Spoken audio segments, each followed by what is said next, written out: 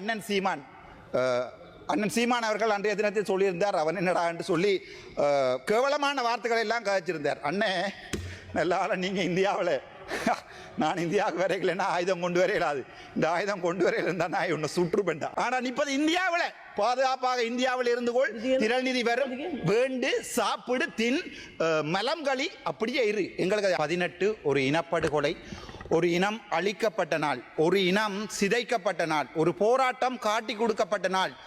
அதையெல்லாம் தாண்டி சொல்லுவதாக இருந்தால் ஒட்டுமொத்தமாக ராமநாதன் அர்ஜுனா மந்திரித்துமா ஒபத்துமாட்ட வினாடி 7ක කාලයක් ලැබෙනවා. உயிருக்கும் மேலான இதுவரை இந்த மண்ணிலே கொலை செய்யப்பட்டு கற்பழிக்கப்பட்டு சிதைக்கப்பட்டு அழிக்கப்பட்ட என் இனத்தின் வரலாறுகளுக்கு இன்றைய தினம் மே 18 எங்களுடைய தமிழ் மண்ணின் ஒரு தமிழீழ பாராளுமன்ற உறுப்பினர் என்ற அடிப்படையில் இன்றைய தினம் என்னுடைய வீர வணக்கங்களையும் அதே நேரத்திலே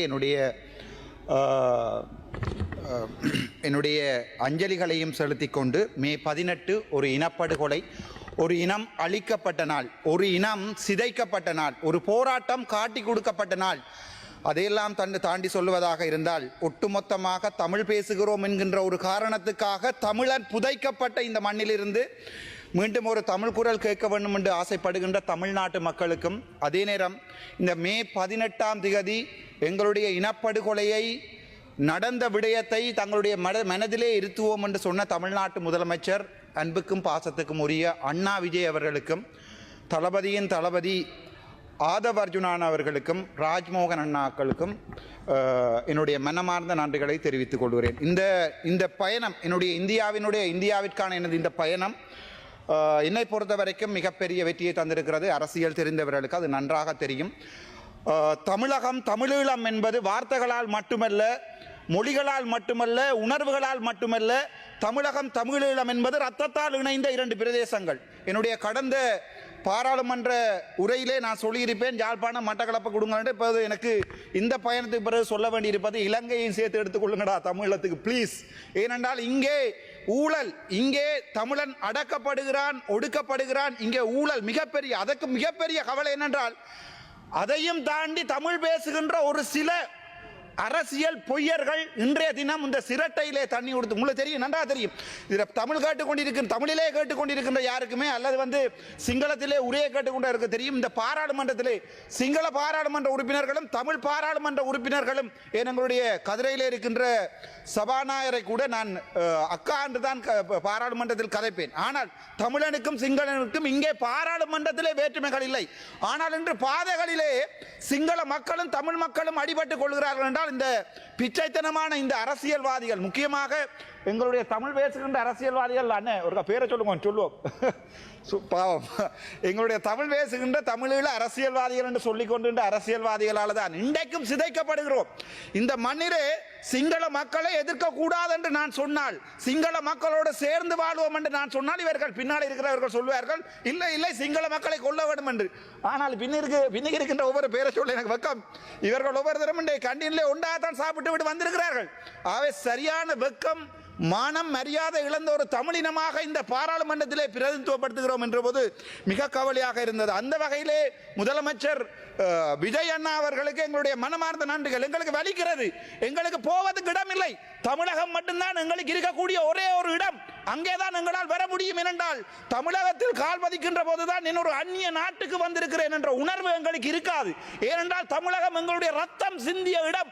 என்னுடைய தேசிய தலைவர் பிரபாகரன் இன்று பாராளுமன்றத்தில் மட்டுமில்லை, முது எலும்புள்ள எவனாவது இருந்தால் முன் தேசிய தலைவருடைய பேரை, இந்த ஸ்ரீதரன், இந்த கஜேந்திரகுமார் பொன்னமனம் எவனாவது இருந்தால் கதைத்து பார். பாராளுமன்றத்துக்கு வெளியே சிங்கள ஊடகங்களையும் போய் நான் என்னுடைய தேசிய தலைவன் கடவுள் என்று சொல்லிக் கொண்டிருக்கிறேன். ஆனால் சாதாரண சிங்கள மக்களை எதிர்ப்பதற்கு நான் முட்டாள் அல்ல, அப்பாவி சிங்கள மக்களை எதிர்ப்பதற்கு நான் முட்டாள் அல்ல.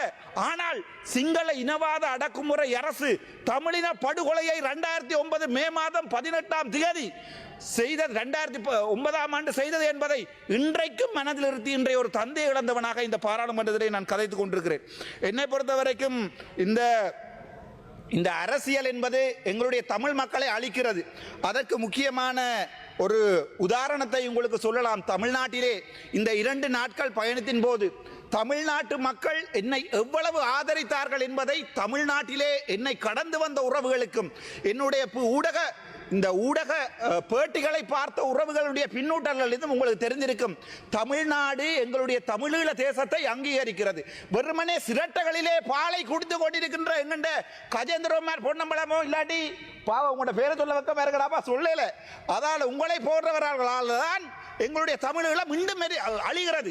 இந்த பாராளுமன்றத்திலே முதுகெலும்புள்ள ஒரு பாராளுமன்ற உறுப்பினர் தமிழிலே கதைப்பவன் இருந்தால் அவன் தன்னுடைய தாயினுடைய பாலைத்தான் குடிப்பவனாக இருந்தால் என்னோடு சேர்ந்து இன்றைக்கு எங்களுடைய தமிழீழ தேசியம் தொடர்பாக கதைக்கலாம். ஆனால் இது வழி, இது ஒருவனின் வழி இல்ல, ஒருத்தியின் வழி இல்ல.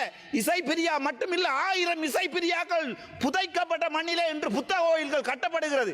எங்களுடைய வழிகளை எவனுமே கேட்பதற்கு தயாராக இல்லை. இங்கே காட்டி கொடுக்கிறோம், பெத்த தாயை காட்டி கொடுக்கிறோம், தங்கையை காட்டி கொடுக்கிறோம், அக்காவை காட்டி கொடுக்கிறோம், ஒரு தமிழ் இனத்தை காட்டி கொடுக்கிறோம். ஒரு காட்டி கொடுக்கின்ற இனத்தோடு தான் நாங்கள் வாழ்ந்து கொண்டிருக்கின்ற போது சிதைக்கப்பட்ட ஒரு இனத்திலிருந்து உங்களிடம் கேட்கிறேன், மறுபடியும் எங்களுடைய மக்கள் நிம்மதியாக வாழ வேண்டும் என்றால் அதற்குரிய அரசியலை என்னை செய்ய விடுங்கள். ஒரு விடயம் நான் எங்களுடைய அண்ணன் சீமான் அவர்கள் அன்றைய தினத்தில் சொல்லியிருந்தார். அவன் என்னடா என்று சொல்லி கேவலமான வார்த்தைகளை எல்லாம் கதைச்சிருந்தார். அண்ணே நல்லால நீங்க இந்தியாவில் நான் இந்தியாவுக்கு வரைக்கலன்னா ஆயுதம் கொண்டு வரையலாது. இந்த ஆயுதம் கொண்டு வரையில இருந்தா நான் உன்னை சுற்றுப்பேன்டா. நல்லால நீ இப்போது இந்தியாவில். ஏனென்றால் இந்திய மக்கள் நல்லவர்கள். எங்களுடைய தேசியம் கதைக்கப்படுகின்ற போது உன்னை அவர்கள் தேசியம் கதைக்கிறா என்பதற்காக பார்க்கிறாடே சுற்றுப்பட்டா நீ வந்திருந்தீன்னா யாழ்ப்பாணத்தில் உன்னை வெடி வச்சிருப்பேன். ஆனால் இப்போது இந்தியாவில் பாதுகாப்பாக இந்தியாவில் இருந்து கொள், திரள்நிதி வரும், வேண்டு சாப்பிடு, தின், மலம் களி, அப்படியே இரு எங்களுக்கு. ஆனால் எங்களுடைய இனத்தை விற்காத, எங்களுடைய வலிகளை விற்காத.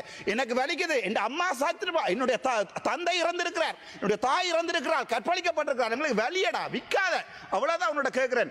தாராளமாக திரள்நிதி வேண்டு கொள்ளு, உன்னுடைய வயிற்றை நிரப்பிக்கொள்ளு, எனக்கு பிரச்சனை இல்லை. இந்த விடயத்தை நான்